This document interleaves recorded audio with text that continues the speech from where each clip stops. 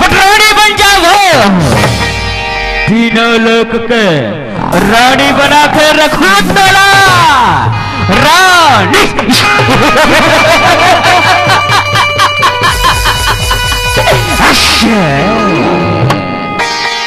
हे बेटा मैं ससुर तय मोला अपन पटरानी बनाना चाहता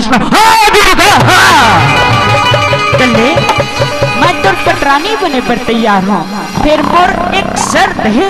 अच्छा सर और सर कैसन शर्त देगा? वो ऐसे मैं ससुर कि सबले पहली तोला मोला ये रणभूया माँ युद्ध माँ हरायला पड़ी। अच्छा तहां में तर पटरानी बने पर तैयार हूँ मैं ससुर, तर पटरानी बने पर तैयार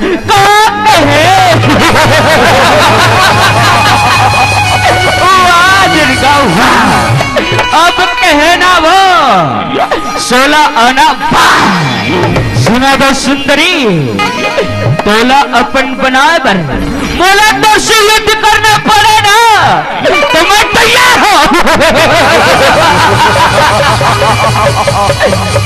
चले आ सुंदरी आ युद्ध कर मोर ले आ ये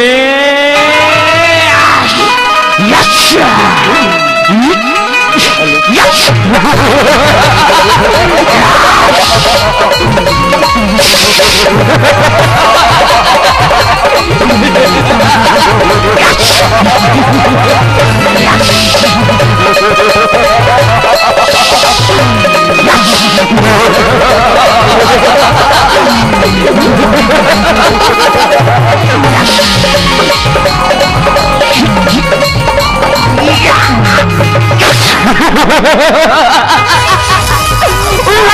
सुंदरी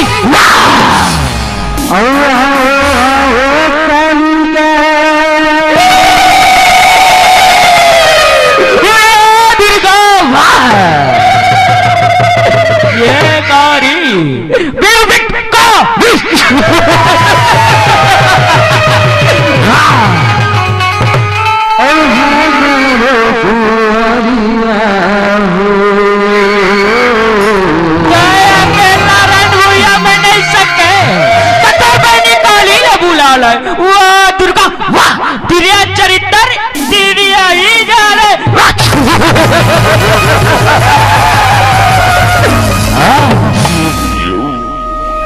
ऐसे तुम्हारे तारा थे ऐसे ना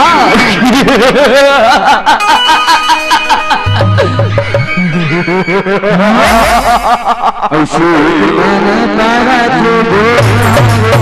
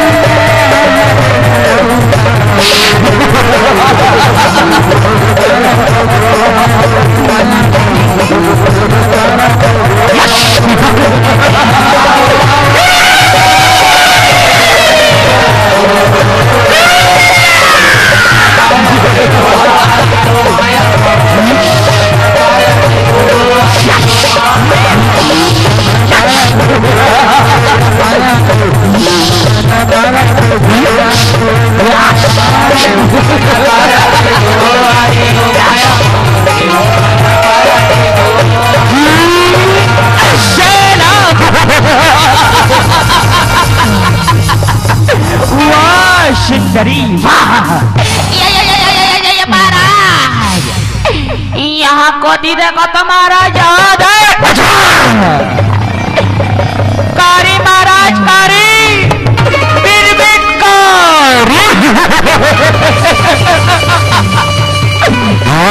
सुंदरी वाह ते अकेला मोर सिद्ध करे बने सकस तपन बहनी काली ने बुला लाए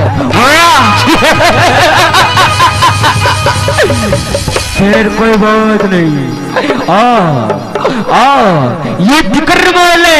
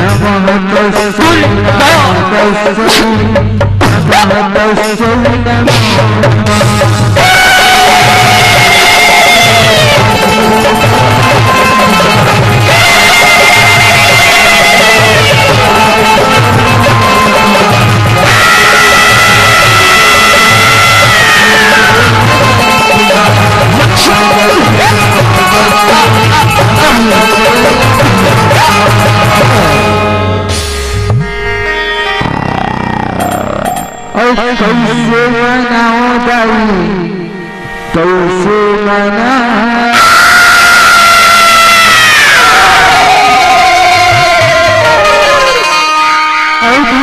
भगवानी दाई कैसे मना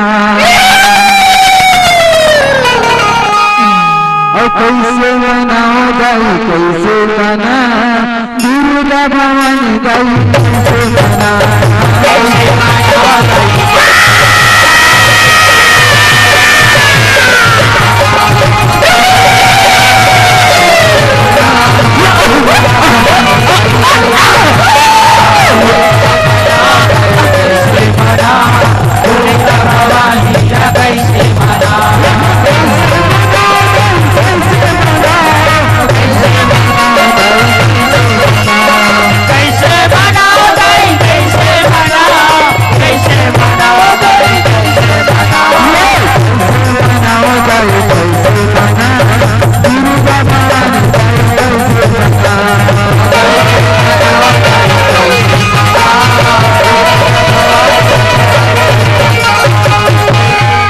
दुर्गा मैया की, बोल काली मैया की।